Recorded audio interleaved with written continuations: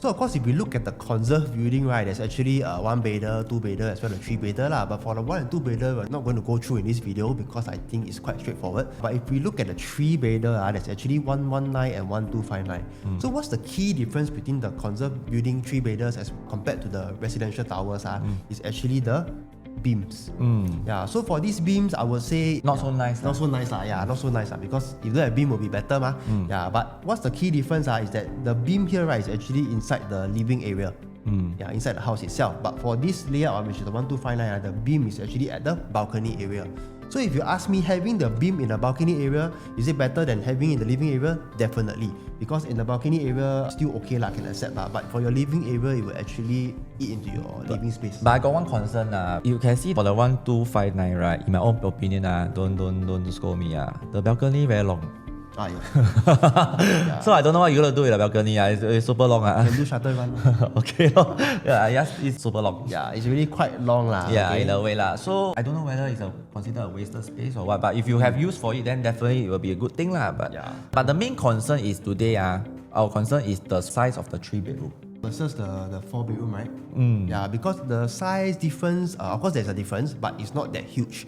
Which means today, if let's say in terms of the resale market, right, if the person just need to top up a bit more for a 4 bedder, right, compared to this 3 bedder, I would say most resale buyers would actually prefer the 4 bedder.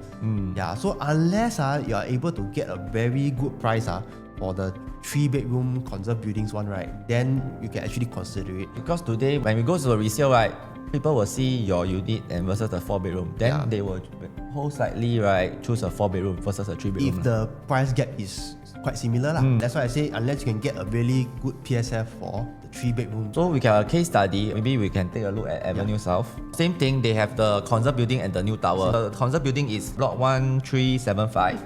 1113 will be the 2 tower. We take a 2 bedroom as an example. If we sort the unit size, right, the 807 is actually the Conserve building. You can see from the block. And actually they make profit.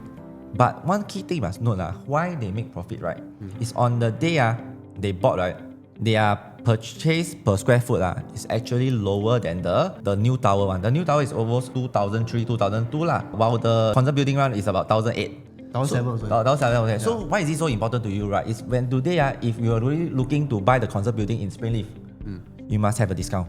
Or lower per square foot than the normal one. Then at least you can still look at a profit. Correct. Because your size will definitely be bigger. If your size is bigger, more expensive, then people will choose the cheaper one. The normal one, residential building one. Yeah, when it comes to resale. So you see, we are always focusing on the resale. Why? Because today, buy is easy. Entering is easy, always easy. Your loan, your down payment, everything okay go away. It's the time when you want to sell if you enter the wrong price it's definitely harder to exit. Because our buffer is so little that you actually might think of holding or maybe. That's why this last part we're actually talking about the exit strategy. Of course, the 5 step is what to buy, how to buy the right unit at the right price. But then there's also this part we are sharing with you is actually on the exit, because some buyers may overlook this part.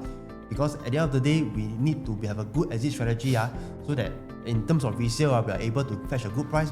Okay, so we've actually come to the end of the video. So if you have any questions about Springleaf Residences, or you are just wondering whether I'm eligible or not to join this priority program, right, feel free to reach out to us. We can help you check.